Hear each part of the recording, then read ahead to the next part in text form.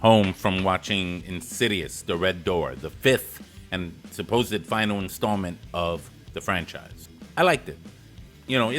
First of all, let's be clear. It's a PG-13 movie. You're not going to get hardcore horror here. You're not. It follows the same feel as your, especially the first two.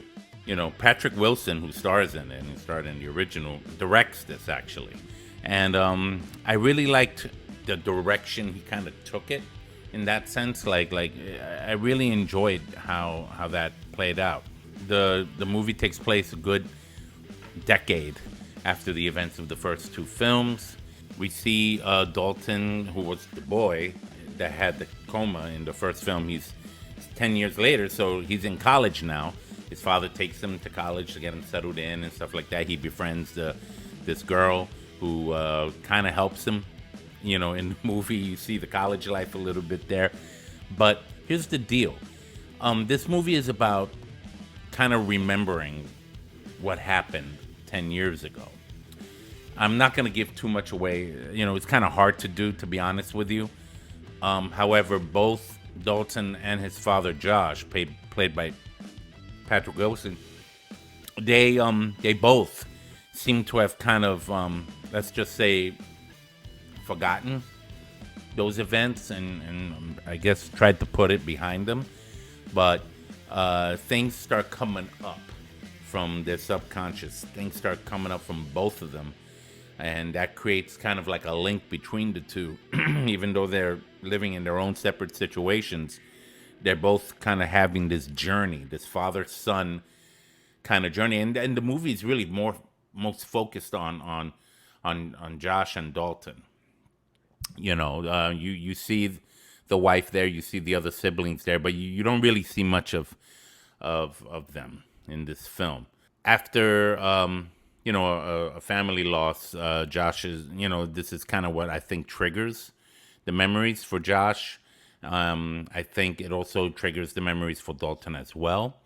And things start coming up. Dalton has become quite an artist, and that's what he's majoring in college. And the thing is coming out in his drawings, basically. So, that's the most I'll give there. But it's really a film about father and son, and how after a decade of, I guess, suppression, you could say, they've needed to go through this journey again together, not just into the further, right? That's the spirit realm of the Insidious franchise. They not only had to go through that again with its terrors and its evil and its ghosts, but they had to also kind of find themselves again, if that makes any kind of sense. And I really appreciated that, because as a father of two kids myself who are older, you want what's best for your kids, right? And you see that in Josh and his struggle with trying to really like tap into that sense of real world scenario, regarding father and son, regarding parent and child. It had its scares. There was one scene that made me jump. I jumped. I was like, ooh, that was good. I was like, okay, you got me there. I didn't see it coming.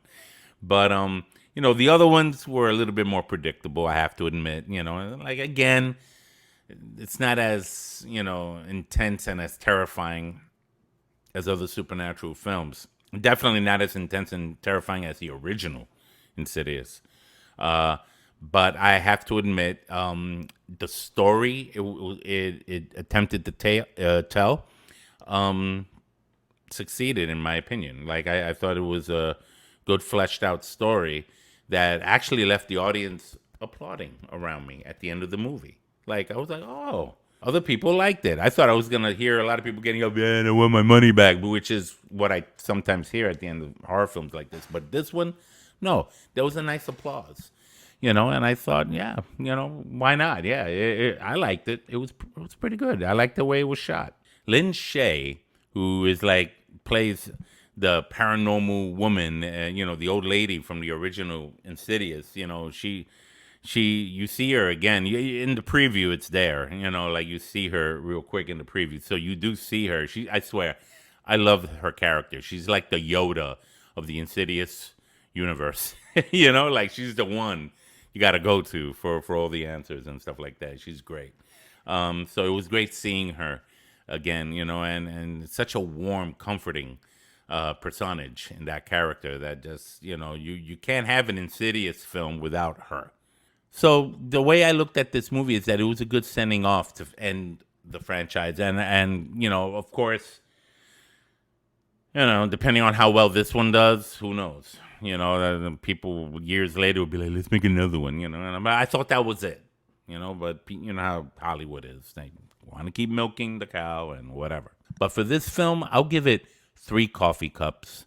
It was a good, decent story for the sake of storyline, not for horror and the scare, because it didn't leave me. I didn't walk out of the theater disturbed or anything like that.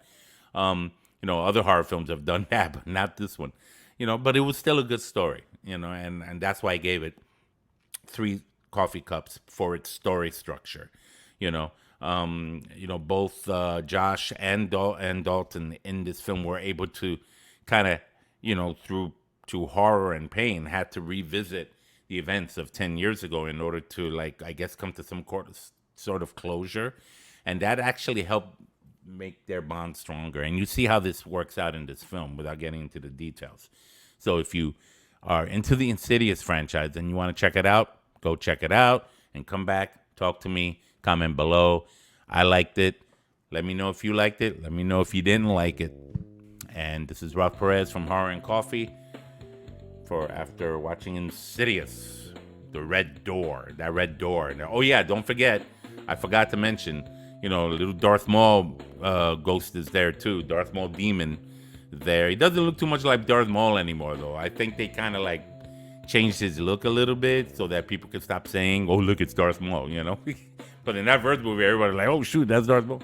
I remember that. Victor and I did the review of the first film, and that was a big deal back then when we talked about it.